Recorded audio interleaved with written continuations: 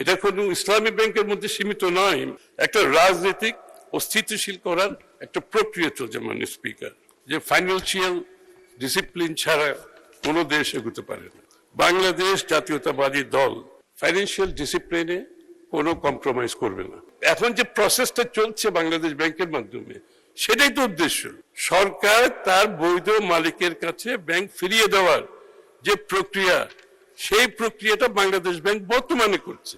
এবং বাংলাদেশ ব্যাংক যেখানে শঙ্কা প্রকাশ করছে, বাধাগ্রস্ত হচ্ছে, যে যাদের মাধ্যমে পরিচালিত হলে গ্রাহকদের অসুবিধা হবে, শেয়ার হোল্ডারের অসুবিধা হবে, সেই জায়গায় পরিবর্তনটা আনছে। এবং সেই পরিবর্তন আনার অধিকার বাংলাদেশ ব্যাংকের ব্যাংক আইনের পরিপ্রেক্ষিতে আছে। সেই কাজটি তারা করছে। এখানে আপনাদের আপত্তির আমি তো কিছু দেখতে পাচ্ছি না। এটা একটা আইনও তো আছে, সময়সীমাও নির্ধারিত আছে, কতদিনের মধ্যে এটা বাংলাদেশ ব্যাংকে করতে হবে। আপনারা একটু অপেক্ষা করুন না, দেখুন শেষ পর্যন্ত বাংলাদেশ ব্যাংক যে কাজটি হাতে নিয়েছে সেটা তারা সফলভাবে করতে পারে কিনা। আমরা তো দেখেছি, আমার কাছে মনে হচ্ছে পুরো বিষয়টা একটি রাজনৈতিকভাবে একটা অস্থিতিশীল অবস্থা সৃষ্টি করার এই সমস্ত মুভমেন্টের পিছনে কাজ করছে।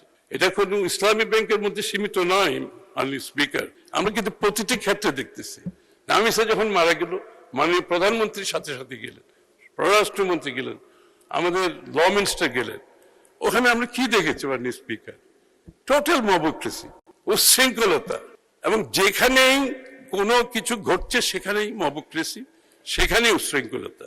একটা রাজনৈতিক অস্থিতিশীল করার একটা প্রক্রিয়া চলছে। মাননীয় স্পিকার, সম্মিলিত ইসলামিক ব্যাংকের ব্যাপারে আমি কেন এই কথাটা বলছি, যে আমরা দৃঢ়ভাবে বিশ্বাস করি যে ফাইন্যান্সিয়াল ডিসিপ্লিন ছাড়া কোনো দেশ এগোতে পারে না।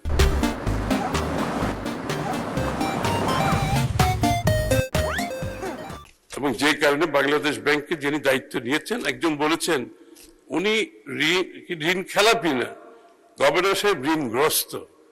মানে স্পিকার, এই হাউসের মধ্যে ঋণগ্রস্ত না এমন কেউ আছে? আপনারা এই টেলিভিশন, গাড়ি, এইগুলোর ডে টু ডে বেসিসে কোনো না কোনো ঋণ তো সবাই থাকে। তাইলে ব্যাংক করেছেন কি জন্য? তাইলে ব্যাংকটা করেছেন কি জন্য? কার জন্য? একটা গভর্নর বাংলাদেশে খুব ভালো কাজ করছে। আমাদের ফিডব্যাক হচ্ছে, প্রাইভেট সেক্টর বলেন, সর্বস্তরের মানুষ একটা গভর্নরকে বলছে, অনেকদিন পর একজন গভর্নর আসছে যে ডিসিশন দিতে পারছে, সঠিক decision within the framework of law. আপনারা একটা ঋণগ্রস্ত বলে তাকে আন্ডারমাইন করতেছেন। এটা হচ্ছে কি? এটা হচ্ছে আপনাদের চিন্তার প্রতিফলন। আপনারা কোনোভাবেই সঠিক কাজটাকে গ্রহণ করতে রাজি নেই। আপনারা চেয়ারম্যানের কারণে আপনারা টাকা উইথড্র করে নিয়ে যাচ্ছেন। তাদের এখানে একটা যোগসূত্র আছে।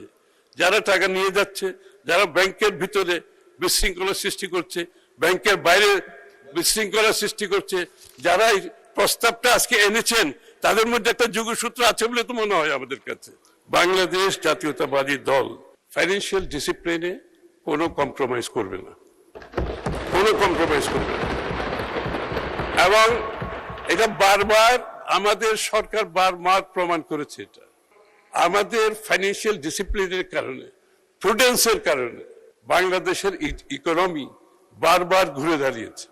আজকে যে ভঙ্গুর অর্থনীতি আমরা হাতে নিয়েছি, এটাকে আমরা স্থিতিশীল এবং সমৃদ্ধির পথে নিয়ে যাওয়ার জন্য ফিনান্সিয়াল সেক্টরের গুরুত্ব যে কত, ফিনান্সিয়াল সেক্টরের যে গুরুত্বপূর্ণ, সেটা আমরা অক্ষর অক্ষরে বুঝি। এটা না বুঝার কোনো কারণ নেই। সুতরাং আপনারা নিশ্চিত থাকতে পারেন, ইসলামিক ব্যাংকের ভবিষ্যৎ বিএনপির হাতে খুবই সেফ।